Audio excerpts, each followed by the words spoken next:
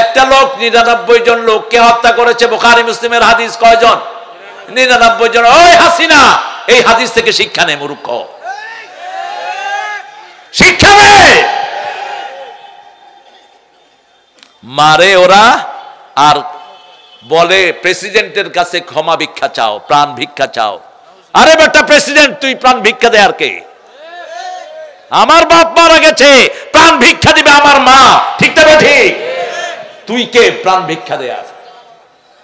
এটা কুফরি সিস্টেম। একজনের মারা যায়, ওনাকে বলে ওনার কাছে প্রাণ ভিক্ষা চাও। কারো কাছে প্রাণ ভিক্ষা ছাড়া জায়েজ আছে? প্রাণ দিয়েছেন কে? চাইতে হবে কার কাছে?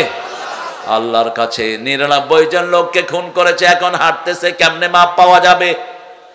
এক হুজুরের কাছে গেছে, হুজুর কয় কয়জন? কয় 99। কয় সর্বনাশ, তোর ক্ষমা নাই।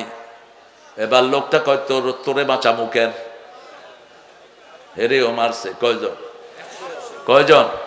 কিন্তু মনের ভিতরে কি? আমাইয়া আতাসিম বিল্লাহি ফাকাদ হুদিয়া ইলা সিরাতিম। সূরা আল ইমরানের 102 আল্লাহ বলছেন, যে আল্লাহকে মজবুত করে ধরে তাকে হেদায়েত দিয়ে দেন কে? হাঁটতেছে, মনের মধ্যে যাতনা, হারে গুনাহ নিয়ে যদি কবরে যায় আমার কোনো মাফ নাই।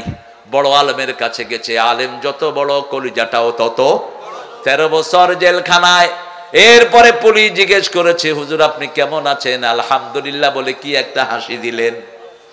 নিয়ে দিয়ে গেলে জান্নাতেরি হাসি উপহার, দিনের পথে থাকবো অটুট এই তো অঙ্গীকার।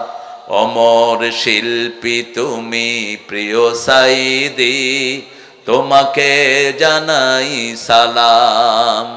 সারাটা জীবন জুড়ে তোমারই প্রেমের সুরে ছড়ালে যে মহান আল্লাহর নাম, তোমাকে জানাই সালাম। আল্লাহ তাকে মাফ করে দেন। সারা দুনিয়াতে তার জন্য দোয়া আছে না নাই? যে কোনো মানুষ শুনে দোয়া করে, আল্লাহ তাকে তুমি মাফ করে দাও। আমরা যেন এমন জীবন গঠন করতে পারি, আল্লাহ তৌফিক দান করো। আরো জোরে আমিন। বড় আলেমের কাছে গেলেন, বড় আলেম বললেন, তোমার গুনাহ যত বড় আল্লাহর ক্ষমা তার চেয়ে, তোমার গুনাহ যদি হয় আকাশ সমান, আল্লাহর ক্ষমা আরো সমান। 3টা কাজ তোমাকে করতে হবে। কয়টা? First of all, you have to declare yourself you're the sinner. Secondly, you have to repent yourself. Thirdly, you have to make commitment you won't do this sin again. 3টা কাজ। প্রথম, মাপ চাইতে হবে কার কাছে? 2 নাম্বার, এই গুনাহ করবা। 3 নাম্বার, যেই এলাকায় তুমি আছো এই এলাকায় থাকলে এই গুনাহ আবার হবে, এই এলাকা থেকে হিজরত করতে হবে। আর যদি ক্ষমাটা কারোর সাথে রিলেটেড হয়, যেমন যাদেরকে ক্ষমা করেছে তাদের পিতামাতা বেঁচে আছে, তাদের আত্মীয় স্বজন বেঁচে আছে, তাদের থেকে জামানত নিতে হবে। রক্তমূল্য যদি তারা চায় ওটা দিতে হবে। আর যদি তারা ক্ষমা করে দেয় তাদেরকে, তাদের ক্ষমাও গ্রহণযোগ্য, ঠিক না বেঠিক? কিন্তু ওই লোকটা যাদেরকে খুন করেছে এদের কোনো আত্মীয় স্বজন ছিল, পরিচিত কেউ পাওয়া যায়নি। এইবার বলল, যেই এলাকায় থাকো এলাকা থেকে পরিবর্তন হতে হবে। লোকটা নিজের কাপড় চোপড় সব নিয়ে ভালো এলাকার দিকে রওনা হলেন। পথিমধ্যে 2 ফেরেশতা আসলো, জান্নাতের ফেরেশতা আসলো জান্নাতের রুমাল নিয়ে, জাহান্নামের ফেরেশতা এসেছে জাহান্নামের দুর্গন্ধ রুমাল নিয়ে। সব দুর্গন্ধ আসে কোত্থেকে? আরো জোরে বলেন। সিগারেটে সুগন্ধ না দুর্গন্ধ? আসে কোত্থেকে?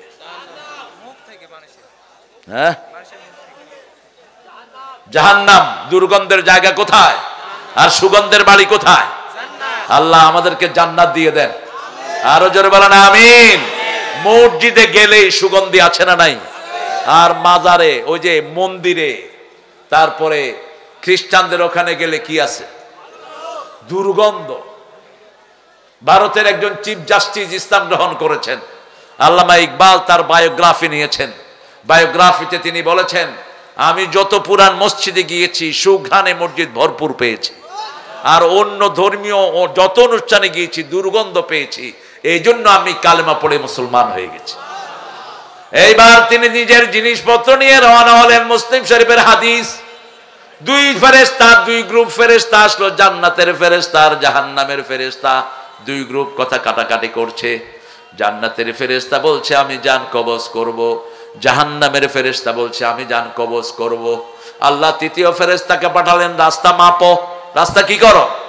মাপো। যদি ভালো মানুষের রাস্তা বেশি হয়ে যায়, জান্নাতি ফেরেশতারা তার জান কবজ করবে। আর যদি খারাপ দিকে, ওই তার বাড়ির দিকে যদি রাস্তা বেশি হয়, জাহান্নামের ফেরেশতা জান কবজ করবে। আমাদেরকে সবচেয়ে ভালোবাসেন কে? মা বাপের চেয়ে 99 ভাগ বেশি ভালোবাসেন কে? রাসূল বলছেন সাল্লাল্লাহু, যখন রাস্তা মাপা শুরু হলো, আল্লাহ বললেন ও রাস্তা তুমি জান্নাতি মানুষের দিকে লম্বা হয়ে যাও। গুনাহগুলো কি? মাফ। আল্লাহ আমাদের সবাইকে মাফ করে দেন। التائبون العابدون الحامدون السائحون الراكعون الساجدون الآمرون بالمعروف والناهون عن المنكر والحافظون لحدود الله وبشر المؤمنين। প্রথম তওবাকারী হব। কি কারী? তওবাকারী। একজন সাহাবীকে রাসূল 5 বার জান্নাতের সুসংবাদ দিয়েছে। সুবহানাল্লাহ। আরো আসতে বলেন। আপনারা কি কাহিল হয়ে গেছেন নাকি? একটু জোরে বলেন তো আল্লাহু আকবার। আপনি বলেন না কেন আল্লাহু? আবার আল্লাহু আকবার।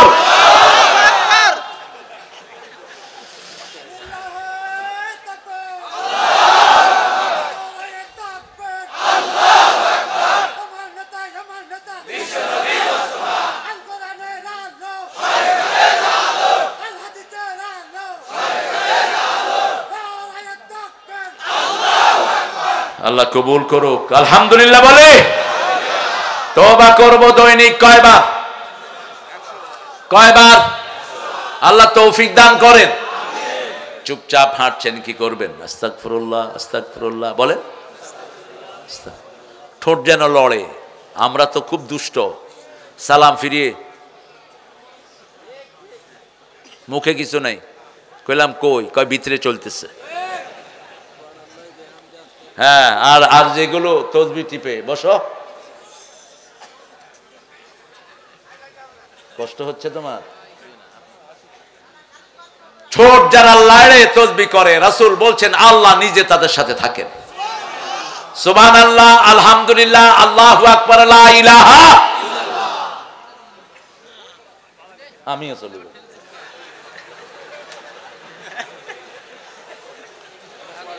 ঠিক আছে না? আমার সাথে একটা সম্পর্ক হয়ে গেছে। আমি ওনার হাসি, ওনার চাল চলন আমার খুব ভালো লেগেছে। আহারে, রাসূল সাল্লাল্লাহু আলাইহি ওয়াসাল্লাম এরকম মানুষকে খুব ভালোবাসতেন। এক বুড়া কূপ থেকে পানি উঠাচ্ছে, রাসূল গিয়ে আস্তে পাশে দাঁড়ালেন, রাহমাতাল লিল। আমাদের তো কত মোশান, আমি কত বড় হুজুর, ছাগল পাগল। হাসি মুখ থাকবি সব সময়। মানুষ হাত বাড়ালে হাত বাড়িয়ে দিবি। তুই আজকে বক্তা, কালকে তুই তক্তাও থাকতে পারবি না।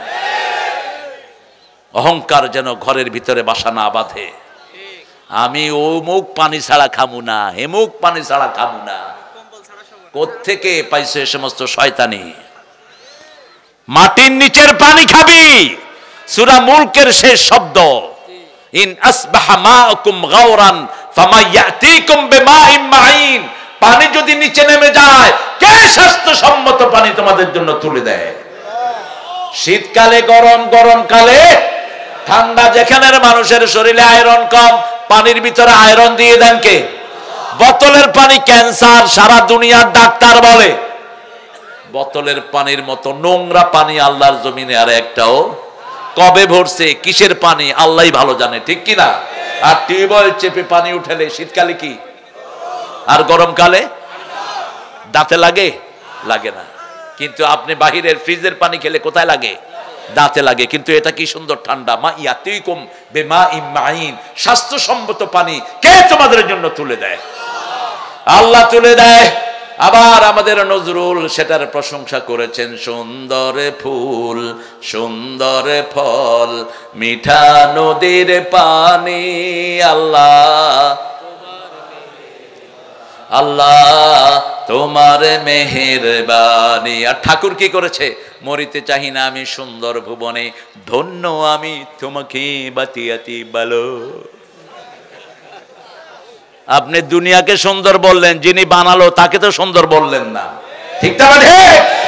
স্রষ্টাকে কেমনে ভুলে যাও মূর্খ? বাংলাদেশের সবচেয়ে ক্ষতি করেছে কে? এই রবি ঠাকুর। যেন বিশ্ববিদ্যালয় হতে না পারে সবচেয়ে বিরোধিতা করেছে কে?